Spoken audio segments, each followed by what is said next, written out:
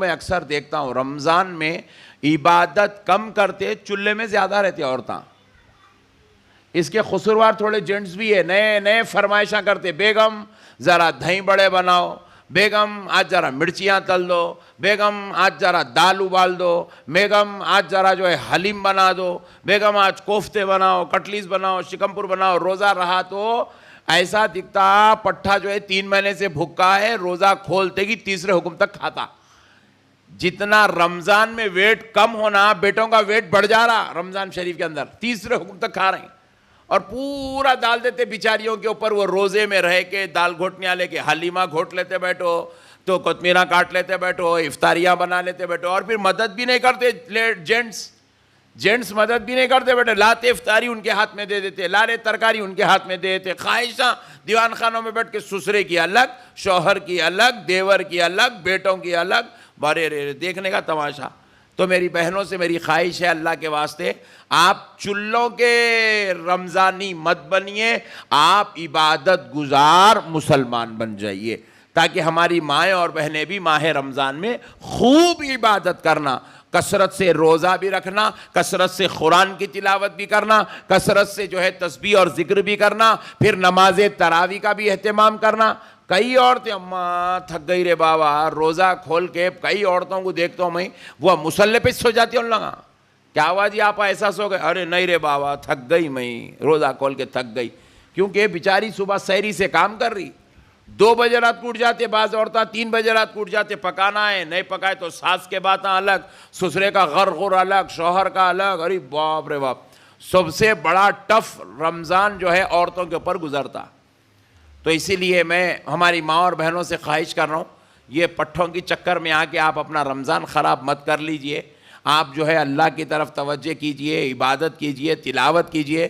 زیادہ کچھ بولے, خواہشاں کرے تو میرے پاس بھیج دیجئے, میں دیکھ لیتا ہوں آپ کے شوہروں کو, انجیکشن دے دیں گے ان لوگوں کو انشاءاللہ سدھر جانے کا. کیونکہ ہم لوگوں کا مقصد کیا ہے بھائی؟ اللہ کی عبادت کرنا, ذکر کرنا, تلاوت کرنا, سجدے کرنا, نمازیں پڑھنا, قیام کرنا, شب بیداری کرنا, یاسین کی تلاوت کرنا, ذکر و اذکار کرنا. یہ سب چیزوں کو چھوڑ کے خالی جو ہے پڑے ہوئے ہیں, بس کھاتے جاؤ کھاتے جاؤ کھاتے. کیا امی یہی پکائے؟ ارے روزے میں بھی یہی کھلاتے کیا جی امی؟ بولے تو کیا روزے میں امی کیا کریں گے؟ ہوٹل ڈال لے کے بیٹھیں گے؟ ایسا نہیں ہے بھائی, روزہ رہنا ہے آپ کو. روزے میں آپ جو ہے جتنا سادہ ہو سکتا کھانے کی کوشش کیجئے. ہم لوگ ہمارے بچپن میں بہت مشہور تھا, انڈا کھائے تو پیاس لگتی بول کے, انڈے نہیں تلتے تھے, پاپڑ کھائے تو پیاس لگتی اور پاپڑ نہیں تلتے تھے. پٹھے اب تو شروع بریانی سے ہو رہے ہیں سحری میں. تو اسی لیے عورتوں کے اوپر ظلم نہ کیجیے گا, عورتوں کے ساتھ حسن سلوک کیجیے, ان کو زیادہ برڈن, زیادہ بوجھ مت ڈالیے. جو بھی نارمل غذائیں ہوتی ہیں, تاکہ جو ہے دیکھو سحری کرنا سنت ہے, سحری کرنا ذرا زور سے بولو, سنت ہے. اور سحری میں جو آپ کھانا کھائیں گے وہ بروز محشر نیکیوں کے پلڑے میں تولا جائے گا.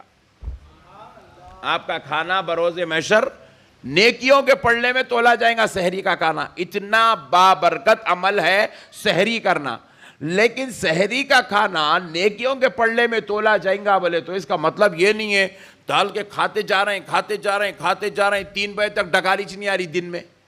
ایسا مطلب نہیں ہے. سحری کرنا سنت ہے, اس کا مطلب یہ ہے کہ اتنا رسول اللہ نے فرمایا سحری ضرور کرو, مگر اتنا کھاؤ کہ جب دن ہو جائے, یعنی کہ 12 بج جائے 11 بج جائے تو تمہیں بھوک کا احساس ہونے لگے.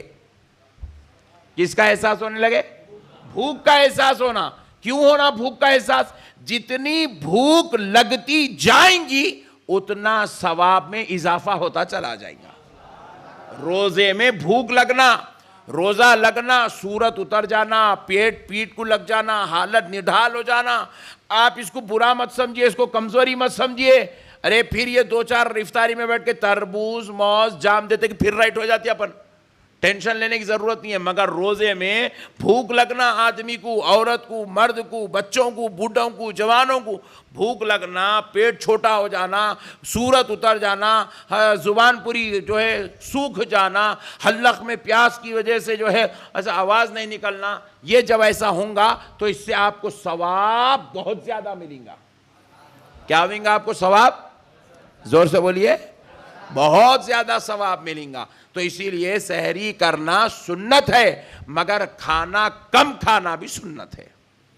کھانا کم کھانا بھی سنت ہے. جتنا ہو سکتا ہے آپ حضرات ہماری ماں اور بہنوں کو جو ہے ریلیکس دینے کی کوشش کریں، ان کو آسانی پیدا کریں تاکہ ان کے اوپر کسی قسم کا ظلم نہ ہو، زیادتی نہ ہو. پھر یہ چولہے میں پکانا، اب تو گرمی کے دن ہے بھائی، اب بھی عورتوں کے جب دم نکل جا رہا ہو چولہوں کے اندر. ہو اب تو رمضان میں روزے میں رہ کے بیچاریاں چولہوں کے اندر پکا لیتے کھڑی ہوئی ہیں، بچیاں، بیٹیاں، بھویں، بڈیاں پورے پکا لینے لگے ہوئے ہیں. تو آپ سوچو گرمی میں کتنی ان لوگوں کو شدت ہوتی ہوں گی، کتنی تکلیف ہوتی ہوں گی.